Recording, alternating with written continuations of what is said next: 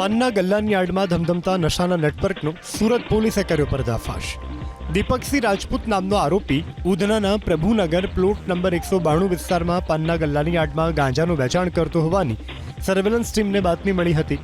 બાતમીના આધારે દરોડો પાડી 148 ગ્રામ ગાંજા સાથે 6,56,000થી વધુની રોકડ જપ્ત કરી। પોલીસે આરોપી પાસેથી એક મોબાઈલ, રોકડ, ગાંજા સહિત 6,73,750 રૂપિયાનો મુદ્દામાલ કબજે કર્યો। ઝડપાયેલ આરોપી દીપકસિંહ રાજપૂત મૂળ યુપીના જૌનપુર જિલ્લાનો વતની છે। આરોપી ગાંજાનો જથ્થો ક્યાંથી લાવતો અને તેની સાથે અન્ય કેટલા આરોપીઓ સંકળાયેલા છે તે દિશામાં પોલીસે તપાસ શરૂ કરી છે।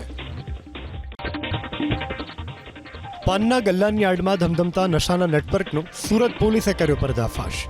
દીપકસિંહ રાજપૂત નામનો આરોપી ઉધનાના પ્રભુનગર પ્લોટ નંબર 192 વિસ્તારમાં પાનના ગલ્લાની આડમાં ગાંજાનું વેચાણ કરતો હોવાની સર્વેલન્સ ટીમને બાતમી મળી હતી।